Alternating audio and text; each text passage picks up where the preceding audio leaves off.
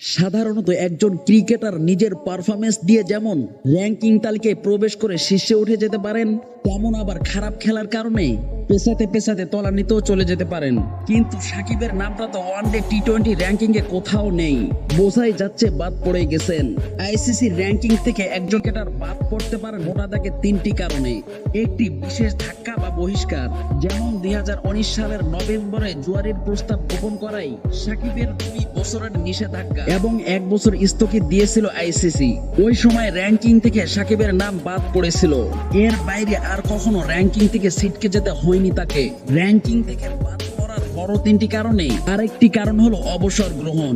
গত সেপ্টেম্বরে কানপুর টেস্টের আগেই সংবাদ সম্মেলনে সাকিব বলেছিলেন জুনে টি-20 বিশ্বকাপে এই সংস্করণে শেষ ম্যাচটি খেলে ফেলেছেন, ফলে 20 ওভারের ম্যাচে আন্তর্জাতিক ক্রিকেটে আর দেখা যাবে না তাকে। মূলত অবসর নেয়াতে টি-20 র্যাঙ্কিং থেকে সাকিবের নাম কাটা পড়েছে।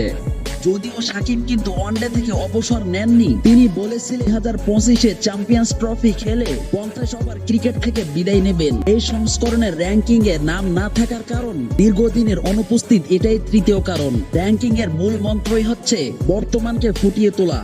একজন খেলোয়াড়ের পুরনো পারফরম্যান্সের চেয়ে নতুন পারফরম্যান্সকে বেশি বিবেচনা নেওয়া হয়। টেস্টের বেলায় র্যাঙ্কিং এর জন্য 12 থেকে 15 মাস সময় বিবেচনায় নেওয়া হয়। ওয়ানডে ও টি-20 ক্ষেত্রে এটি 9 থেকে 12 মাস। এর বেশি সময় কেউ না খেললে র্যাঙ্কিং থেকে নাম সরিয়ে ফেলা হয়। সাকিবের নাম ওয়ানডে র্যাঙ্কিং থেকে কাটা পড়েছে এখানেই। এই সংস্করণে তিনি সর্বশেষ খেলেছেন 2023 সালের 6 নভেম্বরে দিল্লিতে শ্রীলঙ্কার বিপক্ষে। 1 বছর পেরিয়ে যাওয়ায় সাকিবের নামটা তাই র্যাঙ্কিংয়েই নেই। ধন্যবাদ।